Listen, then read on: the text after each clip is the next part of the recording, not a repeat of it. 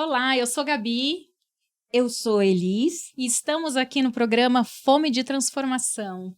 Vamos começar a falar sobre a nossa história para que vocês possam entender o como é trabalhoso, mas gratificante se transformar. Maravilha. Então vamos lá, Gabi, conta a sua história para nós. Minha história, Elis, é uma história muito delicada. Eu vou começar ali da minha adolescência, até da minha infância, né? Eu sempre fui considerada uma criança muito ativa, inclusive comparando com meu irmão, que eu tenho um irmão de 11 meses de diferença. Comparando com ele, eu era sempre mais esperta. Então, meus pais não precisavam ter tanto cuidado comigo, porque eu era sempre ágil, fazia tudo sozinha, autônoma, independente, etc. E isso me ajudou em muitas coisas da minha vida, porque eu também busquei sozinha muita coisa, aprendi sozinha muita coisa, então eu sempre fui muito curiosa. E quando eu cheguei na adolescência, na fase da faculdade, quando eu me formei na faculdade, eu consegui me desenvolver de uma forma que foi até surpreendente para mim, porque eu comecei a me descobrir, na verdade. E aí, eu lembro que logo após a faculdade, eu tinha a opção de ser contratada por uma multinacional, na qual eu fazia estágio, e amava o estágio que eu fazia lá. Só que o salário de nutricionista, sou nutricionista formada, o salário de nutricionista não era o que eu gostaria para minha vida, não era o que eu pensava para minha vida, né? Então, eu tive uma oportunidade, enxerguei, na verdade, uma oportunidade de comprar uma empresa que estava falindo. E aí eu sei que em menos de um ano eu tinha o salário já muito acima do melhor profissional da área do Brasil. Então, assim, nessa fase eu já consegui me identificar como empreendedora. E aí, daí em diante, eu comecei a fazer parcerias, e aí os profissionais da minha área, eles confiavam no meu trabalho, e eles começaram a me procurar. Então, eram as nutricionistas me procurando para fazer parceria, a partir disso, eram os médicos me procurando para fazer parceria, e isso só foi aumentando. Então, eu cheguei num ponto de carreira que para mim estava bem confortável. E isso foi muito legal, né? Porque eu era muito jovem e já tinha uma vida bem confortável, já tinha tudo que eu queria, já pude começar a investir. Aí eu comecei a investir em imóveis, comecei a investir em aplicações.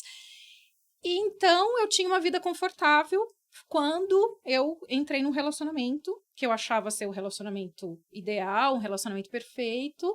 Ahn, Aí o relacionamento foi progredindo, casei, só que, no entanto, chegou um momento que eu me deparei com um relacionamento abusivo.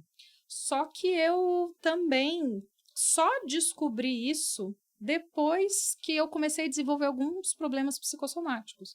Eu tinha uma queda capilar muito acentuada e comecei ao médico. Fiz um tratamento com um médico especialista em São Paulo por muito tempo.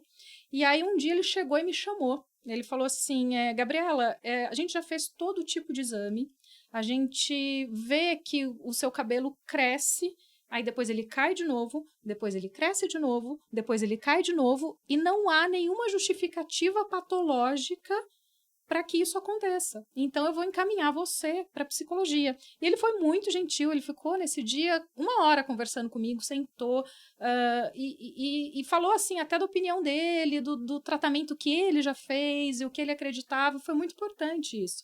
Aí eu comecei a fazer terapia.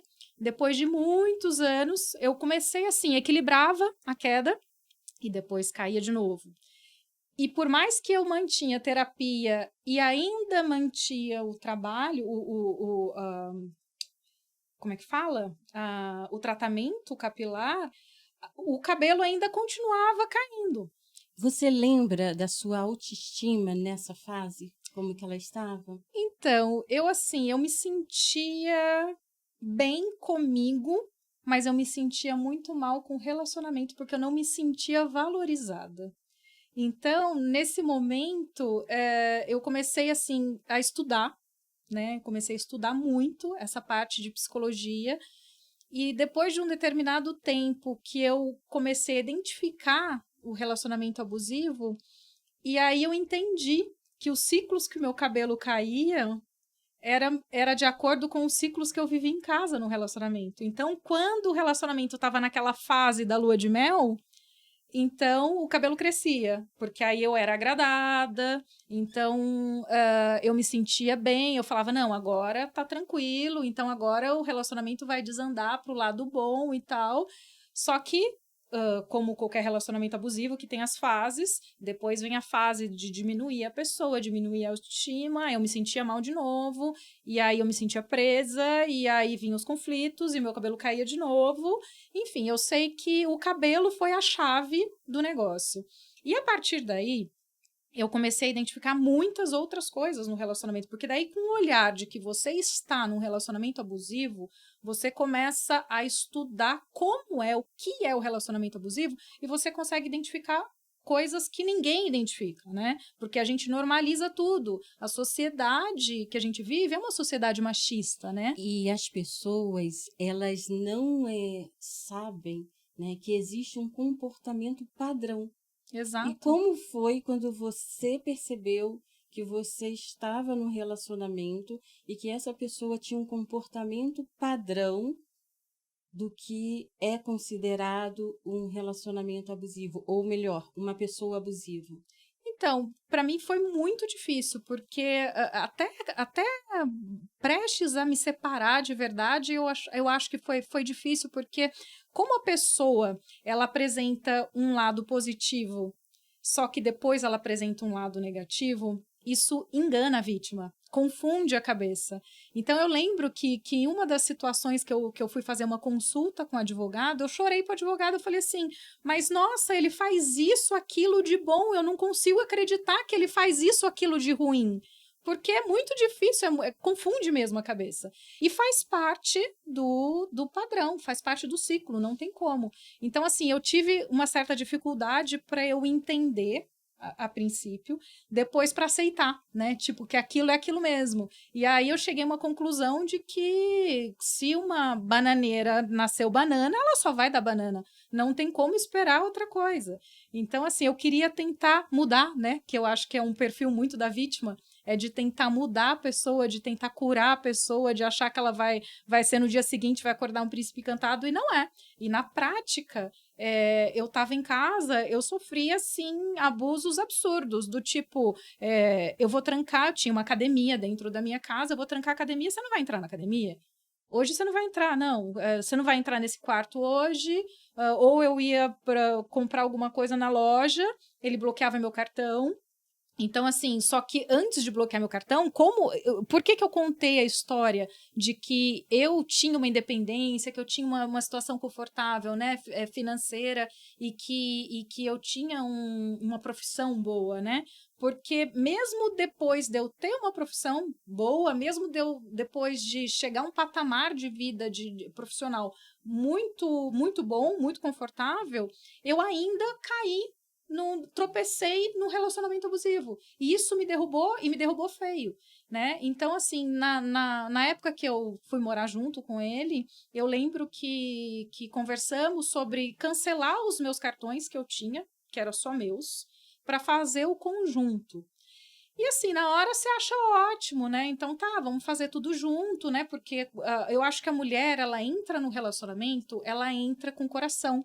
Ela entra assim com a verdade, né? Então, tipo, já que é pra estar junto, então vamos lá, vou me dedicar, vou dar meu corpo, minha alma e vou fazer o meu melhor, vou fazer tudo que eu posso. Só que eu não percebia que pouco a pouco ele estava fechando minhas portas e ele estava me prendendo. E eu não tinha noção disso. E isso, para mim, foi o pior, na verdade. E aí, então, depois de eu cancelar o meu cartão e ficar só com o cartão que estava vinculado à conta dele, e ele não me dava acesso a absolutamente nada. Então, quando eu ia comprar alguma coisa, só por existir, tipo, hoje eu acho que ele acordava assim, falava, hoje tá nublado, eu vou bloquear o cartão dela. Eu chegava na loja e não conseguia passar a compra. E aí eu acho que se tornou assim uma rotina, porque se eu perguntasse para ele, por exemplo, onde você foi? Ele não gostava, porque eu não podia perguntar nada para ele. E uma coisa que eu acho interessante é que nos relacionamentos abusivos, geralmente o abusador, ele é um amigo legal, então um Sempre. bom vizinho. E a pessoa E aí querida por todos. como que a sociedade, como a família, como os amigos vão compreender que a mulher está passando por isso? E uma outra coisa que eu consegui identificar comigo, e depois que eu comecei a estudar e conversar com muitas outras mulheres, pessoas, porque não é só mulher, é homem, né? A gente sabe, mas que a grande maioria são as mulheres, é que as mulheres, elas não falam. Elas guardam para elas por muitos e muitos anos, muitas por vergonha, tipo, se eu terminar hoje e quiser voltar amanhã, eu vou ser julgada. Então, essa questão faz com que essa estatística do relacionamento abusivo seja subestimado no Brasil, porque eu acho que o número é infinitamente maior do que ele realmente é. E esse dia a dia, né, de bloquear um cartão, tiveram várias situações, na verdade. Deu, por exemplo, entrar no banho, o banho tá gelado. Minha casa, ela era toda automatizada. E aí, um dia que ele não estava de acordo com alguma coisa, ele ia lá, desligava o aplicativo que só ele tinha a senha. Então, isso é uma coisa muito interessante, porque pouco a pouco ele foi controlando tudo. Então, tipo, você cancela o seu cartão, a gente usa um cartão vinculado à minha conta. Então, eu vou colocar aqui o aplicativo para aquecer o chuveiro, mas é só ele tinha a senha. Então, quando eu percebi, ele tinha controle da casa, ele tinha controle da vida, ele tinha controle da minha vida. Então, assim, vou tomar banho gelado, não entro na academia, não consigo comprar alguma coisa, e ele me controlava pelo dedo. Isso que é o pior. As pessoas perguntam para mim, mas ele era agressivo, ele te bateu? Não, o controle estava no dedo. Porque se eu perguntasse para ele onde você foi, ele chegava e falava assim: dedo, banho gelado. Ah, que você fez hoje, né? Que você tá bravo, aconteceu alguma coisa? Dedo, cartão de crédito bloqueado. Então, assim, era só dedo, não era nada. Mas para mim era tudo, porque eu não tinha mais vida, porque eu não podia mais ter opinião, eu não podia ter mais atitude, eu não podia sair, e assim, e foi disso para pior. Isso é só um detalhe, isso é a ponta do iceberg, porque chegou num tempo que, por exemplo, vésperas da pandemia, eu estava grávida e aí eu resolvi vender meu carro para comprar um carro maior por conta da minha filha, para andar com babá, para passear, viajar e tal. Combinei com ele porque eu não fazia nada sem combinar. Então era tudo combinado, tudo conversado, se os dois estivessem de acordo, só que isso era da minha parte. Da parte dele, ele fazia tudo sozinho, eu não ficava nem sabendo. É como se tivesse uma outra pessoa fora daquela casa. Então, assim, aí eu combinei com ele, coloquei meu carro para vender, vendi rapidamente, 3, 4 dias, vendi pela internet, por um site, um aplicativo.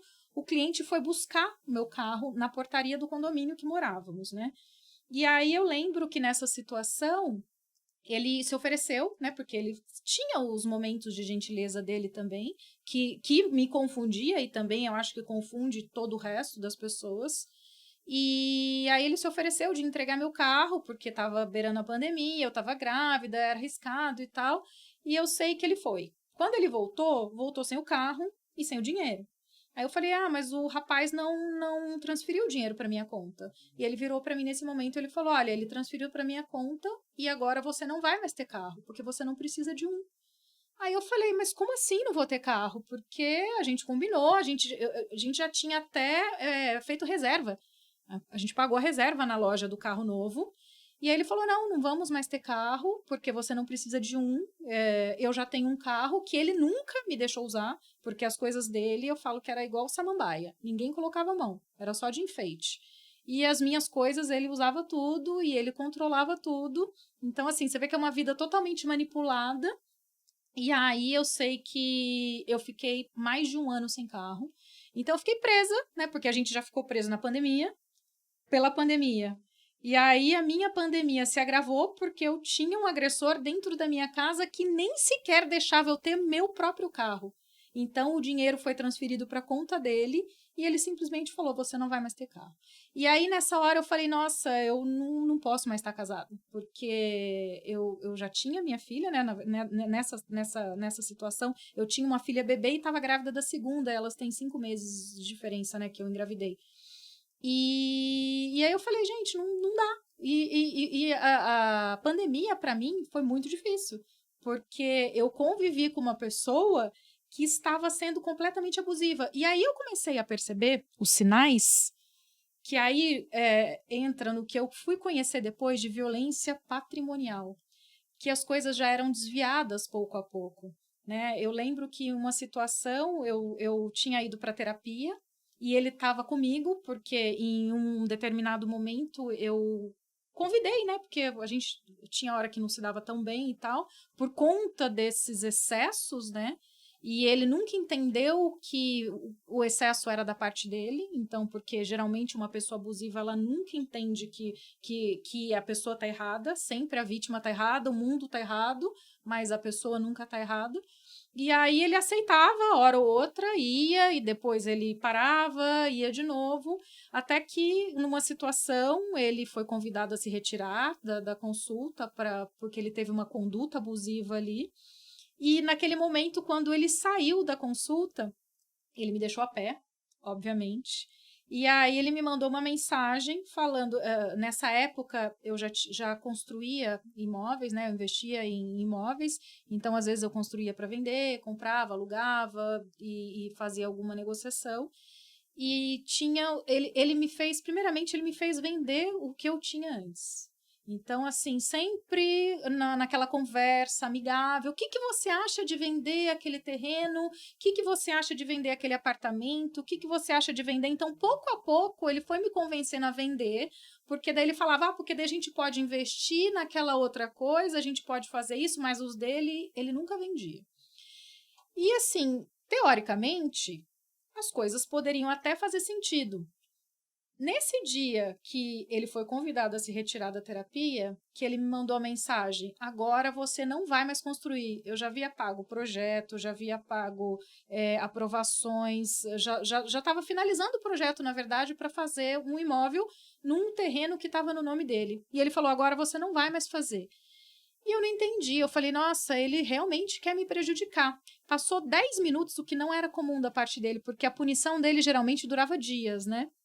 E aí passou 10 minutos, ele falou, não, eu me arrependi, você pode construir, você pode continuar com a obra. Naquele momento, acendeu a luz. Eu falei, ele quer que eu gaste todo o dinheiro que eu tenho para eu ficar sem nada e não conseguir escapar dele. É isso que ele quer, porque ele já tinha feito eu vender tudo.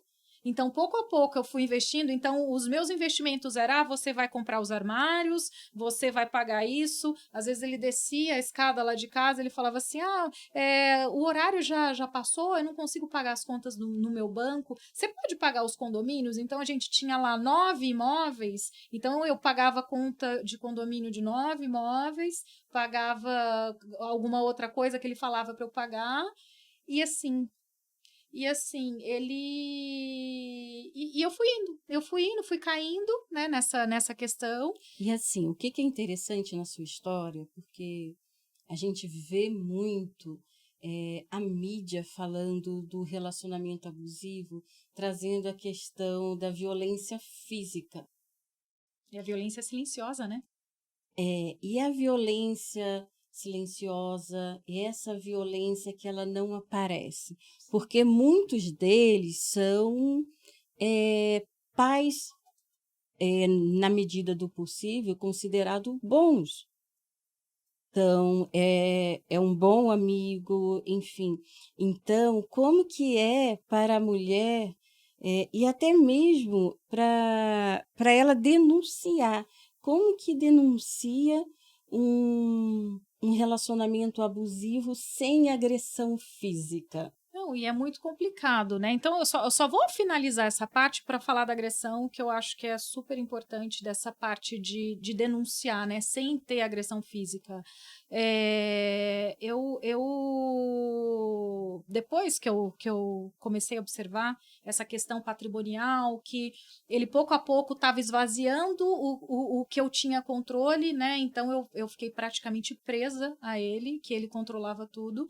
Aí um dia eu me lembrei de uma frase que eu escutei da família dele, que o pai dele uma vez virou e falou para ele que a irmã ela estava guardando dinheiro com o pai para que quando ela se divorciasse ela não precisasse dividir com o marido. Então ela ia dividir com o marido somente o que ele conquistou, somente o que ele ganhou.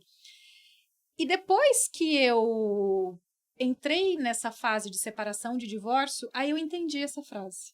Eu entendi que é uma coisa que já é meio que cultural, não sei se familiar, mas eu acho que de muitas famílias, que a pessoa já vai esvaziando os bens para que quando ela se separe, ela já não tenha mais nada. E isso é uma coisa muito importante. É muito importante. Então, quando eu me deparei com todas as situações que eu me dei conta, tinha certeza absoluta que tudo isso estava acontecendo, que eu estava presa, que no dia a dia aconteciam esses episódios que, assim, eu tentava normalizar, tentava ser empática, tentava, né, perdoar, o que é imperdoável, na verdade, porque ninguém merece viver dessa forma, né? E aí eu sei que eu resolvi pedir o divórcio. E quando, para tentar resumir, para não prolongar muito, eu pedi o divórcio, ele não aceitou. E aí, teoricamente, ele aceitava. Ele falava para a sociedade que ele aceitava, mas no momento que eu fui assinar o documento, aí o negócio mudou. Então, eu lembro que o meu advogado mandou o documento para eu assinar, mandou para eu imprimir em casa e eu assinar, né? Quando eu fui mandar para a impressora, o arquivo estava sendo desviado para um outro local, né, de que ele trabalhava, de TI, né, de tecnologia.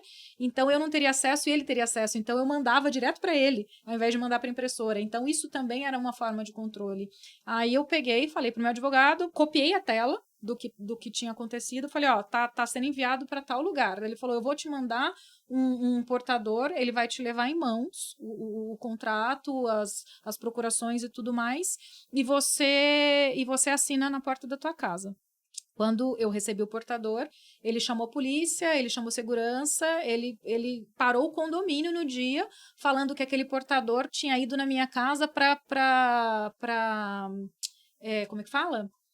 Ameaçá-lo de morte. E o rapaz era só um trabalhador, que eu tenho, inclusive, antes, como eu já tinha conhecimento da causa, né, da gravidade da situação, eu tomei a liberdade de gravar todos os vídeos e levar comigo todos os vídeos embora de casa, antes de sair, porque realmente era um absurdo. Então, nos vídeos eles provam que o rapaz só foi ali para eu assinar mesmo, e ele ficou transtornado, então ele não aceitou.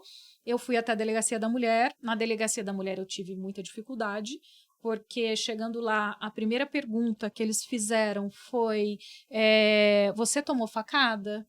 E eu falei, não. Você tomou um tiro? Eu falei, não. Ah, então eu infelizmente não posso fazer ocorrência para você porque você não tomou uma facada e você não tomou um tiro. Ou seja, você não morreu. Entendeu? Então, assim, eu não cheguei lá ensanguentada. Então, eles falaram que eu não podia fazer, né, a denúncia. E aí eu achei muito complicado. Aí, no dia seguinte, meu advogado mandou uma advogada para me acompanhar. E, assim, foi bem grave o negócio, porque, né, você está tirando direito, tá na lei, né? Então, eles têm que respeitar. E lá eles diziam que bom, vamos pular para frente, né? Eu sei que depois que eu me separei, eu saí com a medida protetiva de casa, consegui a medida protetiva em 48 horas, estava lá a polícia com um oficial de justiça na porta da minha casa, que o tirou de casa. Ele ainda tentou me intimidar. Depois que a polícia saiu, ele voltou para casa, tentou me intimidar. Então, assim, você vê que é uma pessoa que não tem medo, você vê que é uma pessoa que está sempre tentando arrumar um conflito e tal. 6 horas da tarde, ele saiu, né? Porque o segurança e a polícia chegaram, aí depois que eu tive que chamar de novo, porque ele tinha voltado. Ele saiu 6 horas da manhã no dia seguinte, eu já estava com as minhas roupas prontas, a roupa das minhas filhas prontas, para eu sair de casa. Eu deixei a minha confortável casa, com praticamente tudo que eu adquiri minha vida toda, e ficou lá, né? Então eu voltei para a cidade onde eu nasci, fui para casa dos meus pais inicialmente e tive que começar do zero. Só que quando você acha que você está livre de uma pessoa, aí é que você consegue identificar do grau que é o que você vivia. Porque depois disso, aí que eu vi que eu estava presa de verdade. Porque todos aqueles imóveis que ele esvaziou da minha parte, que era do meu controle, né, empresas que eu vendi, dinheiro que eu tinha, trabalho que eu deixei, enfim, essa minha parte morreu, porque a parte dele ficou presa. Então, o que não sumiu, né, ficou presa, porque daí ele não aceitava o divórcio, então ele não ia para as audiências, então tudo que ele podia fazer para prorrogar, e aí eu entrei no que eu não conhecia também, que eu acho que as pessoas não conhecem, que é a violência processual, de toda semana entrar com uma petição, tentar forjar alguma prova, tentar cavar alguma situação, todo dia é dormir e acordar com algum problema. Hoje, a grande maioria das pessoas sabem e me falam, ele dorme e acorda para tentar prejudicar você. Então, assim, o abuso, ele não para. Quem tem que parar é a gente. Se a gente não coloca limite, a gente morre. Se não morre porque ele matou, a gente morre doente. Então, a hora que a gente desenvolve uma doença muito grave, então, que também é um dado subestimado, porque se você pensar quantas mulheres desenvolvem câncer por doença psicossomática, porque viveu num relacionamento abusivo e que não é contabilizado estatisticamente como relacionamento abusivo, né? Então, é um dado subestimado. Mas qual é a causa disso? Né? Então, eu acho que é um tema muito grave e que eu tive que passar por isso para eu começar a entender que a mulher, ou o homem, no caso, mas falando de mulher, que é a maioria, ela precisa ter conhecimento. Ela precisa ter conhecimento da lei, ela precisa ter conhecimento de investimentos, ela precisa ter conhecimento de educação financeira, ela precisa ter conhecimento psicológico, porque tudo isso se trata de um padrão comportamental. Então, uma vez que você conhece o padrão, você não permite que ele invada a tua vida.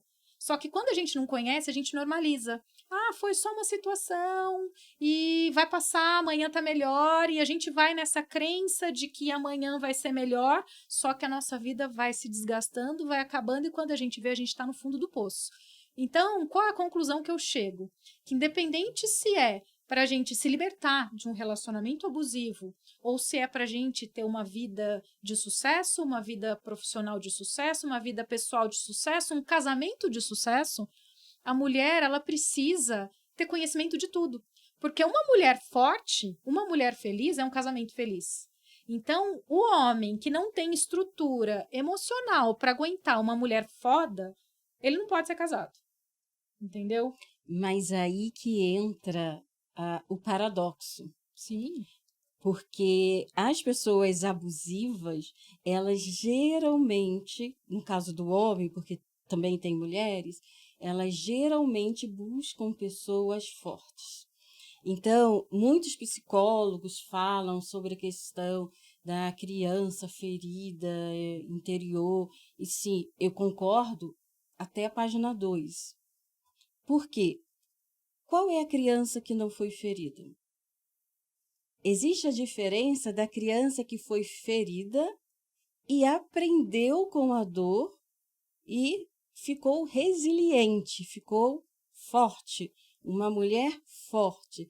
São essas mulheres que, infelizmente, são as vítimas do relacionamento abusivo, né? Então, acho que isso que eu percebi na minha história de vida profissional, não é uma questão da mulher frágil, é a questão da mulher forte. E tem um teórico, o John Bowlby, ele fala sobre os vínculos afetivos, então ele traz essa questão do perigo do vínculo afetivo seguro. Porque a pessoa que tem um vínculo afetivo seguro, ela acredita que todas as pessoas pensam como ela. Uhum. Então, uma pessoa com empatia, uma pessoa mais divertida, uma pessoa cheia de energia para a vida, essas pessoas podem ser vítimas significativas. Sim. Então, uma das questões que eu observo no trabalho clínico é que as mulheres, às vezes, demoram até um pouco para poder tomar uma decisão, porque elas vão ter que admitir para elas que elas são tão poderosas, elas sabem fazer tantas coisas e como que entrou nesse relacionamento. E aí esse processo de culpa e de frustração por não ter percebido, às vezes atrasa o processo da transformação. Exatamente. E foi nesse conhecimento que aí eu descobri um propósito de vida, né? Que eu tive que passar por um relacionamento tão difícil e complicado, porque por onde eu passo, por todos os profissionais que já são extremamente experientes, eles falam: o seu caso é o pior do que eu já vi, porque o que eu estou contando aqui é só um detalhe, né? É só a ponta do iceberg, porque o buraco é bem mais embaixo.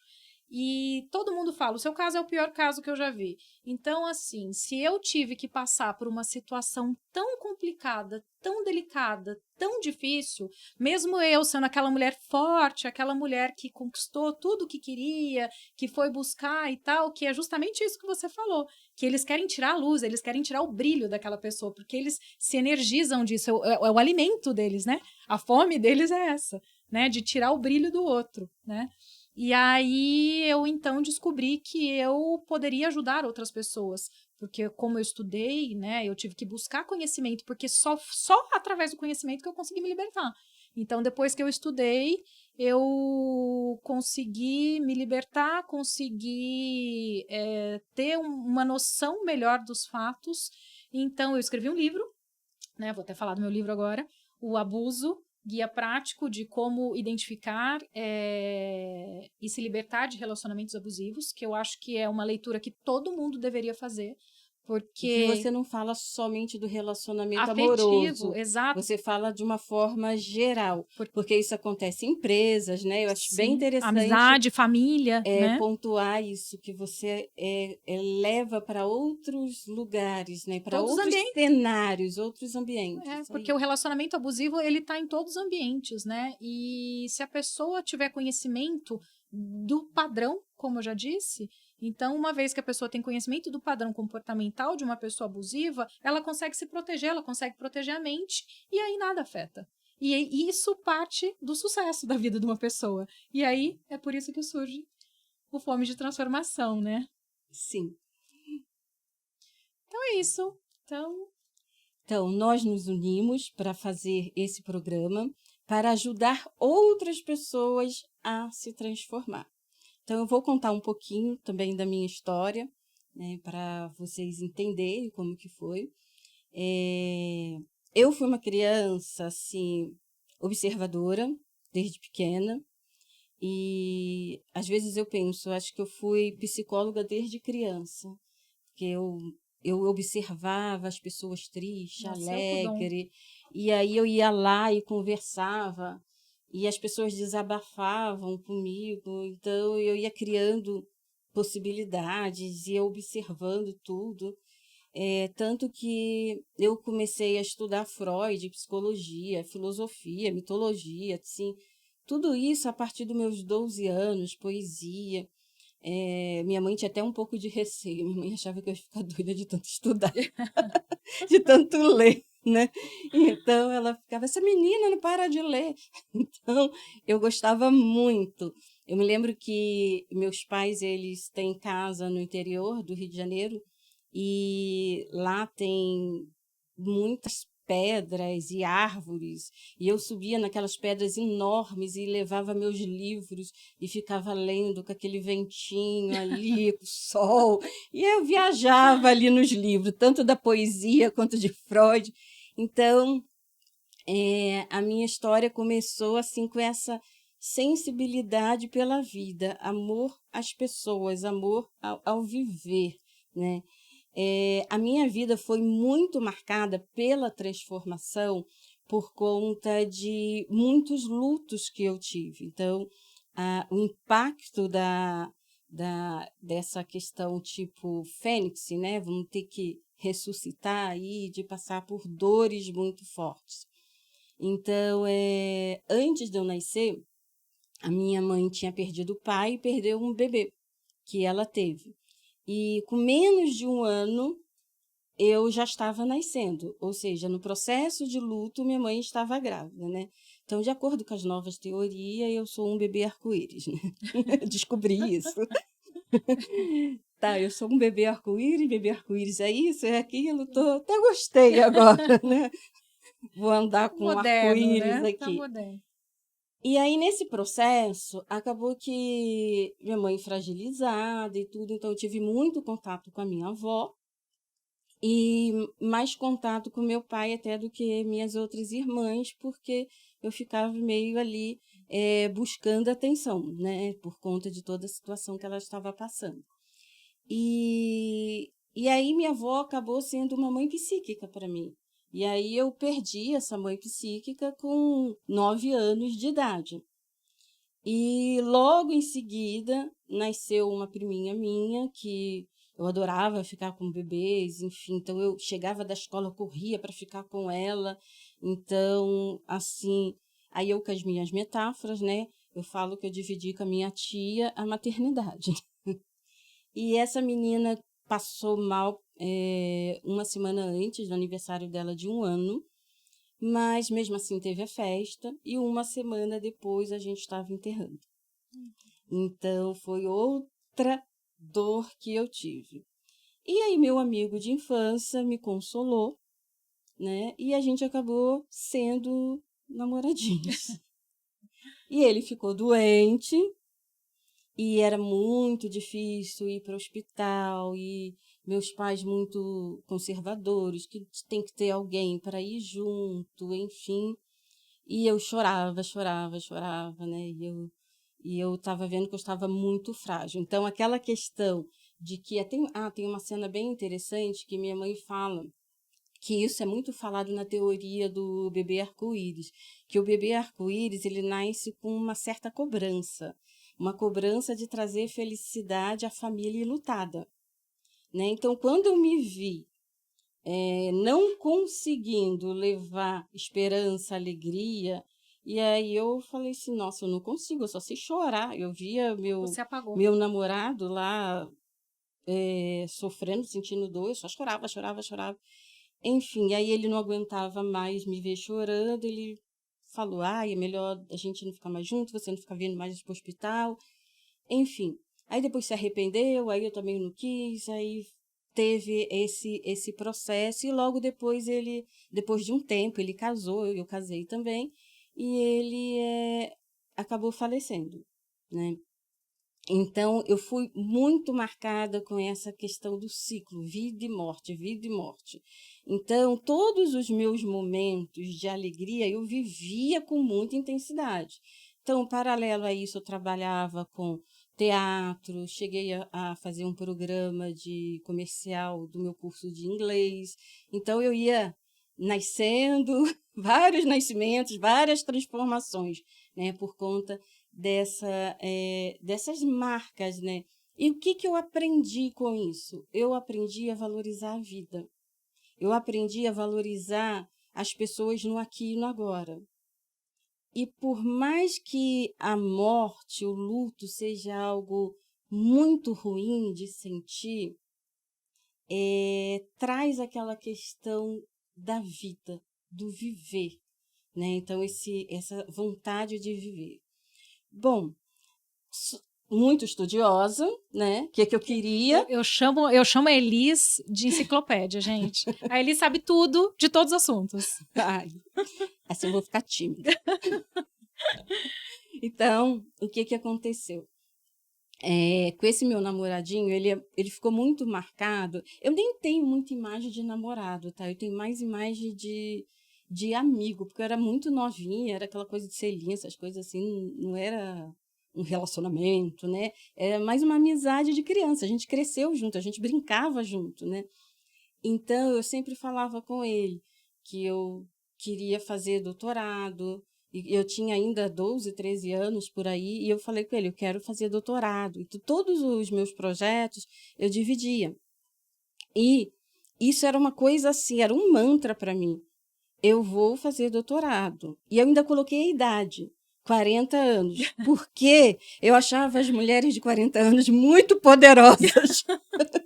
Eu me via ali, aquela adolescente que não tinha trabalho, não tinha emprego, não tinha faculdade, não tinha nada, nem sabia. E você era uma adolescente fora da caixa, né? Porque qual adolescente de 12 anos está pensando no doutorado, né? É. Só que, paralelo a isso, até ali no seu livro, eu também soltava pipa, eu também corria, eu também fazia arte, tá?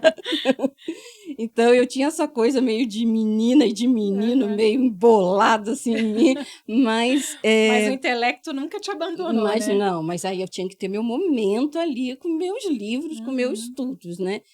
Então, todos sabiam, né? E aí, voltando para a mulher de 40 anos, né? Então, eu me imaginava com 40 anos. Aí, eu me lembro da minha professora de francês, que foi ela que me animou mais ainda para o doutorado, né? Que ela entrava com aquele carrão, assim, eu achava ela tão poderosa. Eu fiquei, gente, eu sou louca para fazer 40 anos, eu com aquele uniforme de escola, aquele cabelo. Eu disse, não, isso que é vida, precoce, né? E aí eu conversei com ela e ela me explicou, olha, para você fazer doutorado, você tem que falar 2 idiomas, porque é um para o mestrado e outro para o doutorado. É essa a exigência. Então, foi ela que me explicou, foi uma professora de francês. E aí eu comecei com o meu problema, né? Porque meus pais, para ensino médio, já era suficiente. Eles não tinham noção de faculdade, de mestrado, de doutorado. Para mim, para eles, para minha mãe, acho que algumas vezes ela achava que eu não era muito saudável. Mas, enfim, fui. Pai, preciso fazer curso de inglês. Aí ele, por causa do doutorado. Aí, e francês também. Aí ele falou assim, calma, calma. Aí ele veio com um livrinho de bolso e mandou eu estudar. E o livro era assim, What's Your Name? Aí ficava assim do lado, U-A-T-I, explicando como falava. Bem primário, né? Bem primário. Eu nem sei onde que ele arrumou aquele livro, mas está escrito. Ele achou que você estava de brincadeira do doutorado. Aí, o que aconteceu? Eu cheguei lá com... Pai, já estudei. Aí ele, já? Aí minha mãe escutando. Minha mãe assim, Jorge vai se meter numa confusão. E aí eu fui lá, falei tudo. Ele falou assim, você acertou tudo, filho. Eu quero estudar inglês. Aí ele, tá. Aí minha mãe, você prometeu, agora você vai ter que colocar essa menina no curso de inglês. Porque, assim, tem que levar. Não tinha perto de casa, como que eu ia. É a função, né? Tinha todo um contexto, não é só pagar o curso. Tinha toda uma logística ali, os dois trabalhavam e como que eu ia fazer. Tá, aí eu falei assim, agora o de francês. Aí meu pai não tem dinheiro para pagar o de francês, não. Aí fui eu para minha professora de francês. Meu pai só disse que tem dinheiro para pagar o curso de inglês, o francês não tem. Aí ela falou assim, olha, eu conheço o pessoal do consulado da França e eu posso pedir uma bolsa para você. Olha que chique. Aí eu, tá bom, então eu vou. Cheguei em casa, aí eu falei, mãe, minha professora falou que vai me dar uma bolsa. Mas assim, mas você vai ter que ir lá. Aí minha mãe acho que não estava acreditando muito, vai ser eu vou. Aí era no centro do Rio de Janeiro, eu nem sei como que eu cheguei lá com 13 anos de idade. Só sei que eu peguei um ônibus e fui. Escorpiana vai para qualquer lugar, né? Cheguei lá, subi, todo mundo só falava francês para ele me entender, que dificuldade. Aí me deu a bolsa. Mas eles decidiram que tinha que ser um de cada vez. Bom, aí eu guardei minha frustração, tive que fazer francês. Faz adulta. Parte do processo de transformação, né? Guardei minha frustração, fui fazer o curso de inglês. Bom, isso era muito claro, que estudar fazia parte mim, da sua essência. Estudar era vida para mim, sabe? Sim, é vida para mim. E aí eu me casei, avisei que eu iria continuar estudando, porque eu casei nos preparativos do casamento, eu tinha 17 anos, fiz 18 e casei. E aí a minha condição foi, eu vou continuar estudando. Tá, tudo bem, concordo, você gosta e tudo. Só que na prática não foi nada assim. Na prática eu fui para submissão, né? Então aquela questão lá que tem aí de que ainda mais lá na minha época, que é mais para trás. Só que meus pais sabiam que eu amava estudar. Então, assim, mesmo sendo religiosos, enfim, que tudo aquilo que vem por conta de casamento, divórcio, enfim. Mas até eu chegar no divórcio, teve a primeira vez que eu entrei na faculdade, parei, porque não aguentei. Segunda vez, parei, não aguentei. Na terceira vez eu falei, eu não vou parar. Eu não vou parar. E aí a situação foi a seguinte, ou a faculdade ou o casamento. Aí, claro que tinha aquelas coisas de que vai para a faculdade para arrumar um homem, e aquelas coisas todas que Machista, escuta, né, que são situações bem abusivas. E, enfim, o meu casamento terminou assim. Ou a faculdade Uma pessoa que nasceu ou estudando, casamento. né? É Aí eu falei difícil, né? assim, como que foi fazer essa pergunta para mim?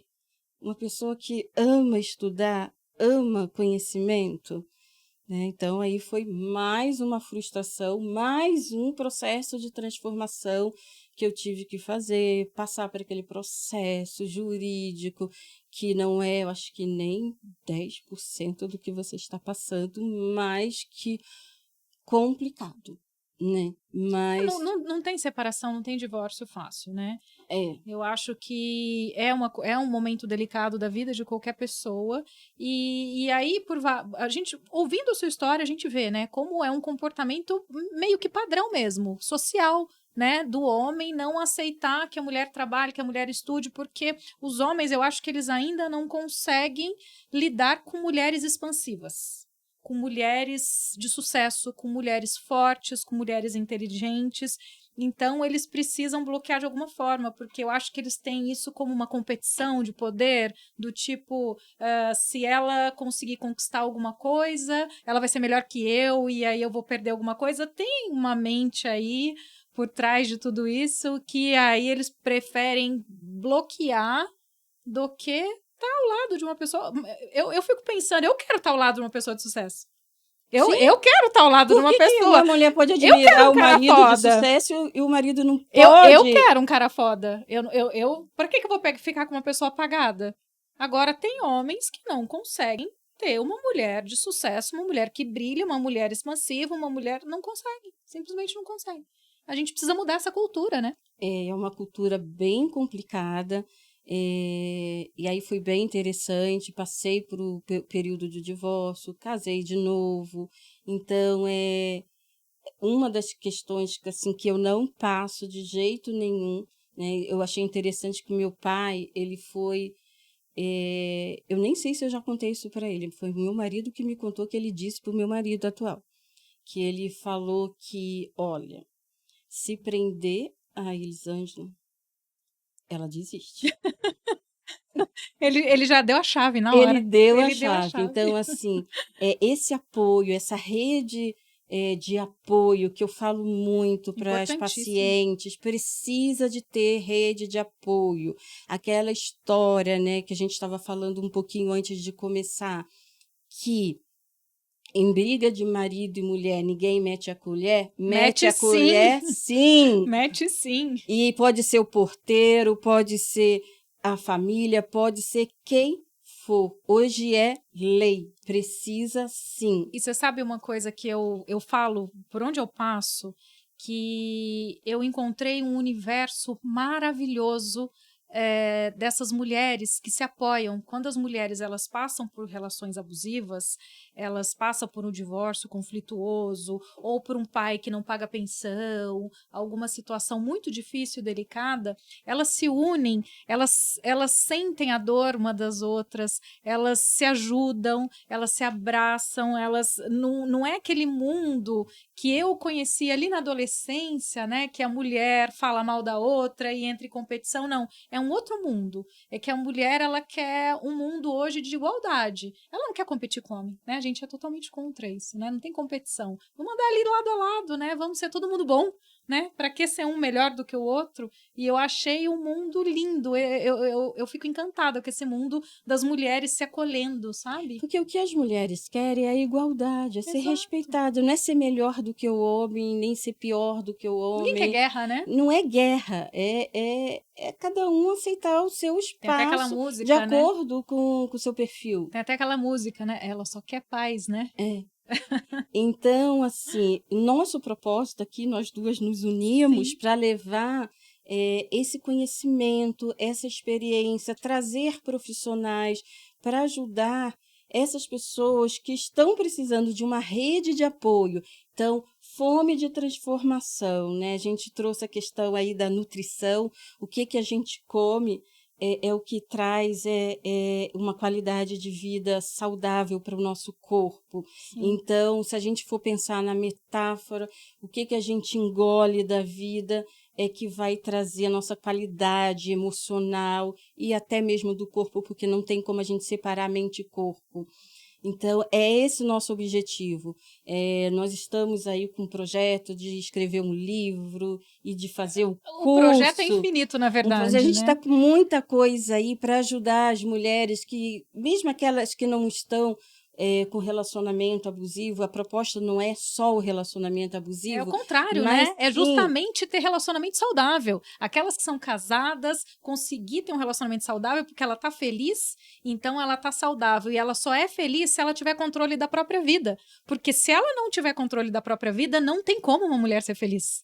Né? Então, eu acho que é mais ou menos por aí. E trazer esse conhecimento também para a vida profissional, para a vida familiar, o ciclo social, né? Amigos, enfim, tudo. Eu acho que são vários conhecimentos. É o sucesso pessoal, é buscar o sucesso pessoal. Então, é isso. Eu acho por que hoje é isso. Só. Por hoje é só. Até mais. Adoramos. Tchau.